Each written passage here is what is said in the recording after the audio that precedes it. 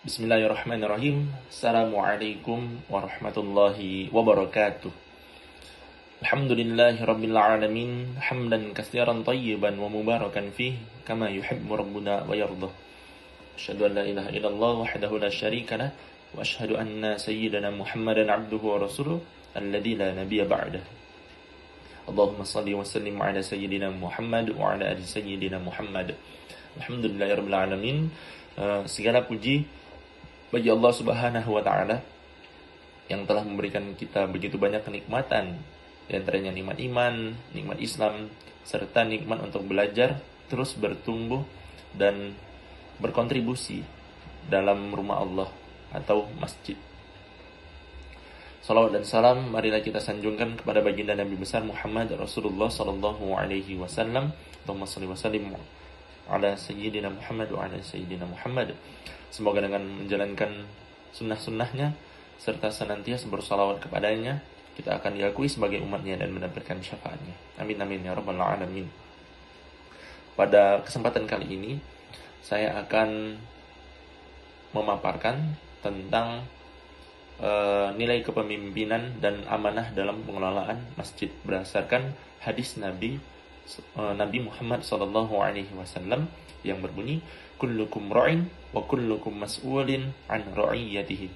Setiap kalian adalah pemimpin dan setiap kalian akan dimintai pertanggungjawaban atas apa yang kalian pimpin, atas apa yang dipimpinnya. Hadis ini diriwayatkan oleh Al-Imam Al-Bukhari dan Imam Muslim sehingga termasuk hadis yang sahih. Penjelasan makna hadis ini yakni bahwa setiap orang adalah pemimpin sesuai dengan perannya masing-masing. Kepemimpinan dalam Islam tidak hanya untuk orang-orang besar ataupun penjabat saja, tetapi juga untuk orang-orang yang diberi tanggung jawab. Lelaki dengan keluarga yang ia pimpin dan juga termasuk imam masjid, takmir masjid, pengurus masjid atau siapapun yang diberikan tanggung jawab, maka ia merupakan pemimpin dan akan dimintai pertanggungjawaban atas apa yang atas apa yang dia pimpin. Seorang pemimpin dalam Islam bukanlah penguasa. Nah, hal ini penting. Seorang pemimpin dalam Islam bukanlah penguasa, tetapi penjaga amanah. Artinya setiap tugas yang diemban harus dijalankan dengan tanggung jawab penuh dan kejujuran, karena semuanya akan dipertanggungjawabkan di hadapan Allah Subhanahu wa taala. Dalam konteks masjid, kita fokusnya dalam konteks masjid.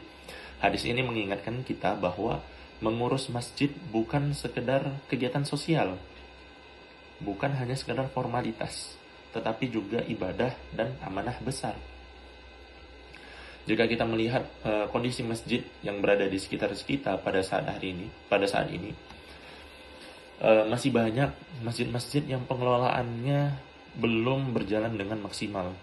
Beberapa masalah yang sering terjadi di banyak masjid, yakni pengurus masjid yang kurang aktif, tugas antar pengurus itu tidak jelas, keputusan hanya diambil oleh satu atau dua orang saja.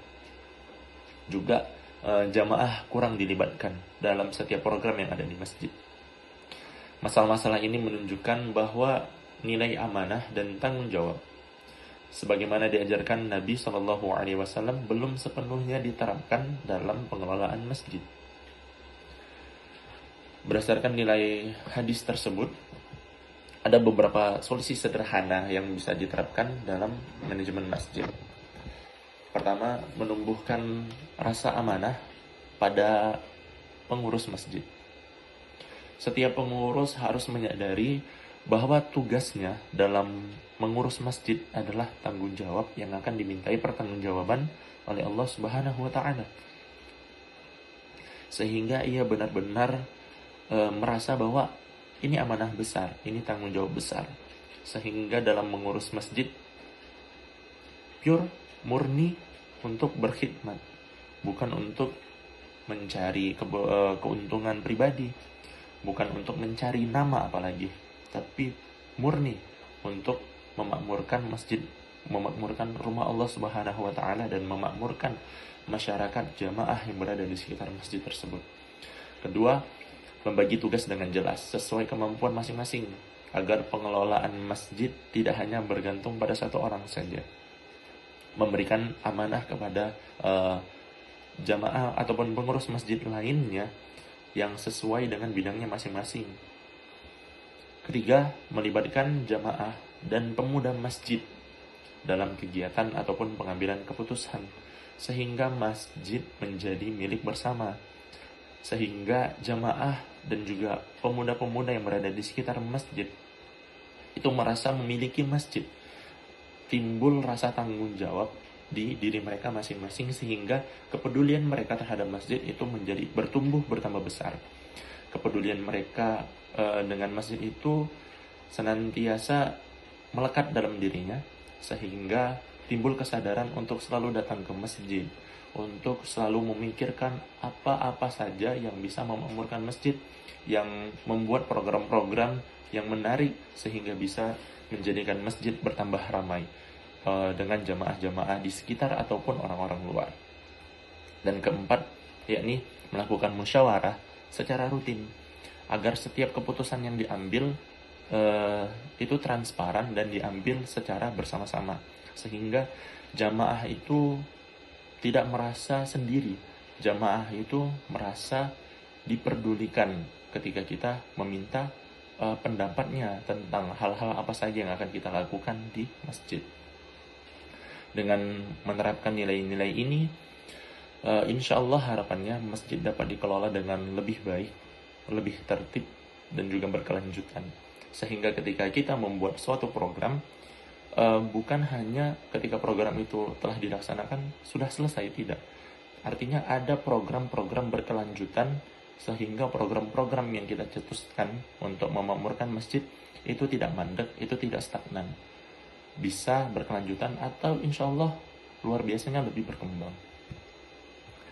Sebagai penutup, Nabi menyatakan bahwa setiap orang adalah pemimpin, mengajarkan kita bahwa pengelolaan masjid harus dijalankan dengan penuh amanah dan rasa tanggung jawab.